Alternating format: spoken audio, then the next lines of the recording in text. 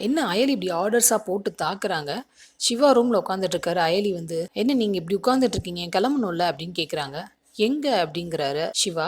அம்மாவை பார்க்க போகணும்ல, நேற்றே சொல்லியிருந்தேன்ல, மறந்துட்டீங்களா அப்படின்னு அயலி கேட்க, நான் எதுக்கு, நீ தானே போக போகிறேன்னு சொன்ன அப்படின்னு சிவா சொல்கிறாரு. உங்ககிட்ட சொல்லி எத்தனை தடவை அழுதுருக்கேன், அம்மாவை பார்க்கணுன்னு உங்களுக்கு தோணலையா? சரி, நான் உங்களை தனியாக கூப்பிடலைன்னு நீங்கள் நினைக்கிறீங்க அதானே, சாரி அப்படிங்கிறாங்க அயலி.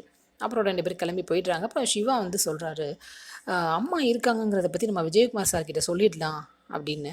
அயலி சொல்கிறாங்க, இல்லை வேணாம் சிவா, நானும் அதை பற்றி தான் யோசித்தேன். ஆனால் இப்போ இருக்க சுச்சுவேஷனில் விஜயகுமார் சாருக்கு என் அம்மா இருக்கிற விஷயம் தெரிஞ்சிச்சுன்னா அவர் வேறு மாதிரி ஹேண்டில் பண்ண ஆரம்பிச்சிருவாரு. அப்புறம் வர்மா என் அம்மாவை டார்கெட் பண்ண ஆரம்பிச்சிடுவான். அந்த அளவுக்குலாம் விடக்கூடாது அப்படிங்கிறாங்க. அடுத்து என்ன நடக்க போகுது? வர வர அயலி வந்து சிவா கிட்ட கொஞ்சம் உரிமையாக பேசுகிற மாதிரி தெரியுது இல்லை? ஏற்கனவே சிவா அவங்களை லவ் பண்ணுறாருன்னு அவங்களுக்கு தெரியும். அவரை அக்செப்ட் பண்ணுவாங்களா, இல்லை ஃப்ரெண்டுங்கிற லைன்லேயே வச்சுருப்பாங்களா?